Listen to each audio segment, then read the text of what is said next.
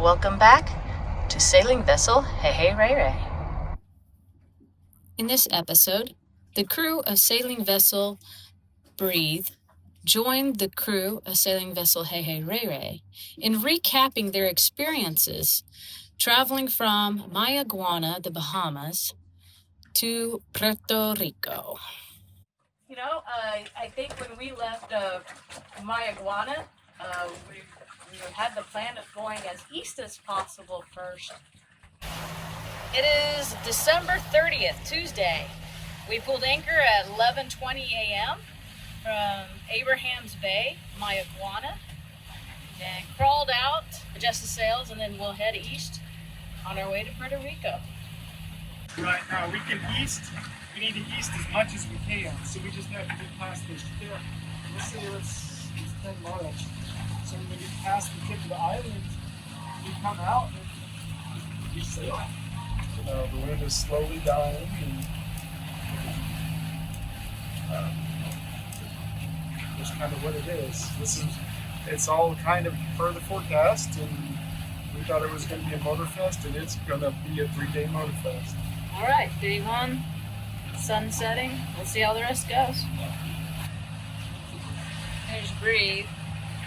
Yeah, got just a little rollers, like long, seems like a long period to me. It is. For like 10 seconds. Cans that we filled in Mayaguana. Thank you, Eduardo. Yes. When you guys were keeping up with us for the vast majority, we were only running 1,700 to 2,100. Wow, you saved a lot of fuel. So How much did you we save? haven't filled yet, so tomorrow We put in our 16 or whatever gallons that we bought in Mayaguana, and I think it's showing close to 3/4. somewhere between half and 3. Wow, we burned a lot. But did you refill Yeah, yours? we refilled with 25, Okay. and it's showing That's what it that shows. third. We burned way much more. We never had it put on 2. Well, see, to get over 6 knots, I I haven't most- done both yet.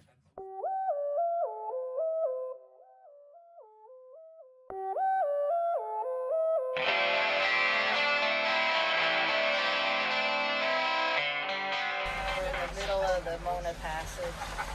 It is horrific. So you were about even with Samana when you turned east, just looking at it, Right. and a little over halfway, Through because you were a little past the Mona Island Right. when you turned more east. No, there was a point we headed straight east for a couple hours. We had to, But it was really bumpy. just too much. Listen to the boat go, bam! That's the same thing on ours. Because I had I one would've motor been- going at 2,500, and it just kept digging in and digging in. So I just kept Yeah. turning until it quit digging in, Yeah. and then I filled the motor back. Current's so against us. The wind's on the wrong side. We decided to. There's no there's- wind. there's That's no the wind. problem, is the boat would feel better if the wind would actually push on the boat more. Push on the boat more. So it's all the current, just we're banging against it with our engine going, 2200 RPM? When I slowed it down even more, it's like 3 But right now we turned east. We were trying to do southeast. We had to turn east just to get it a little more comfortable and try to reach an area where hopefully we don't have as much against us and then go south.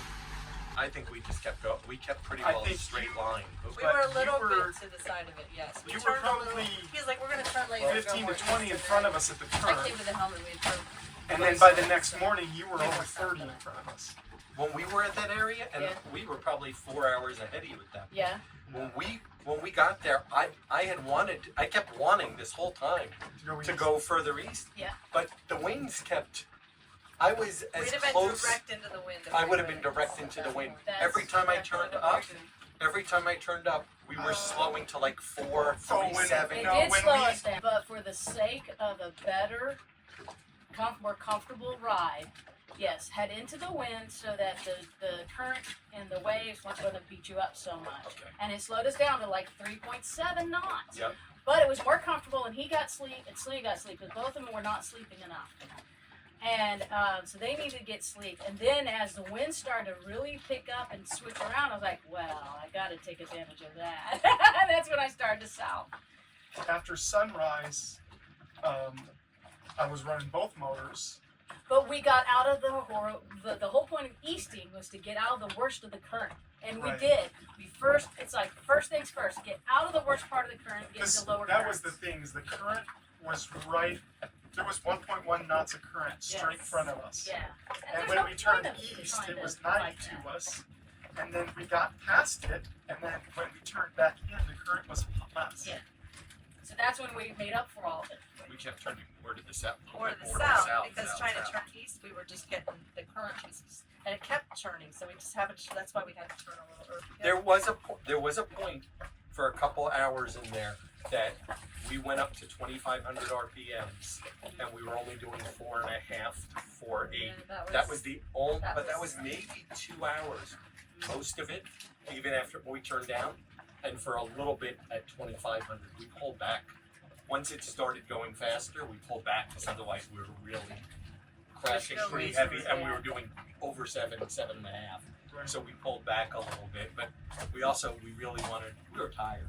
I mean, Yeah. only having 2 people, Yeah. Oh yeah. you know, with the I think it's schedule. a lot harder, and we learned 3 hours on, 3 hours off is too close Too together. short. Yeah. Especially night, like the first night, I was so tired, and then the second night we did a little longer at night, and then I did a little longer, and it worked way better.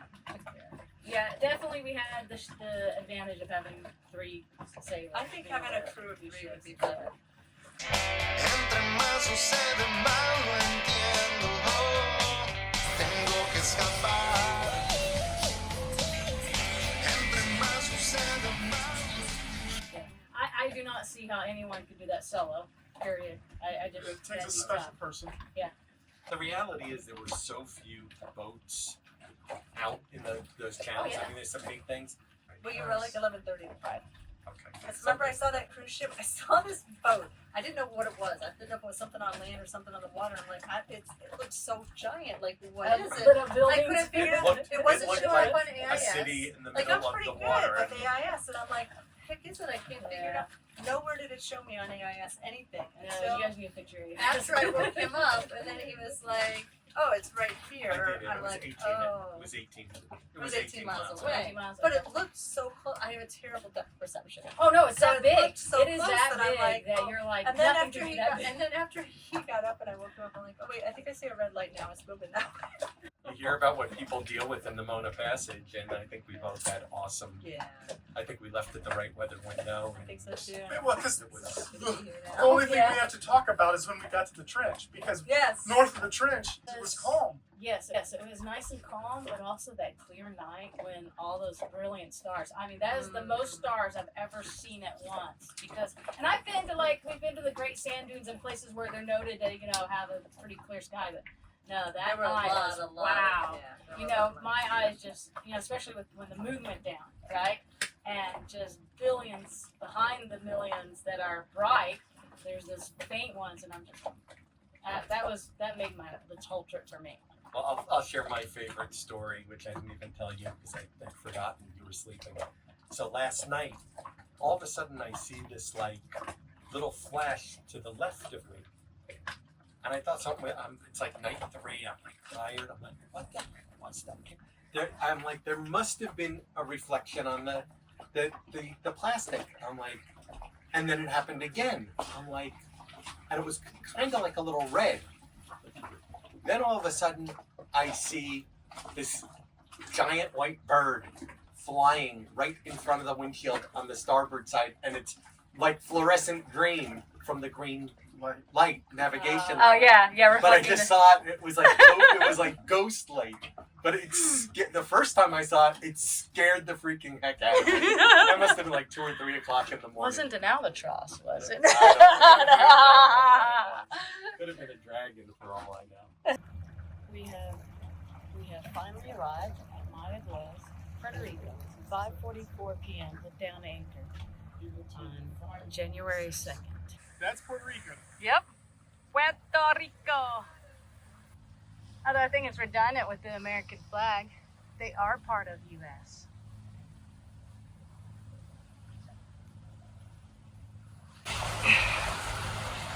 Little less gringo.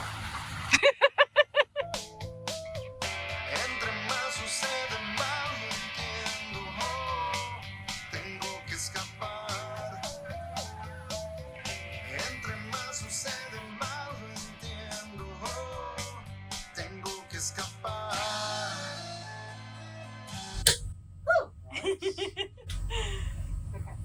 appreciate sharing the Passage. I kind of hope Chris and Dean have a decent passage coming back this way. Yeah, me too.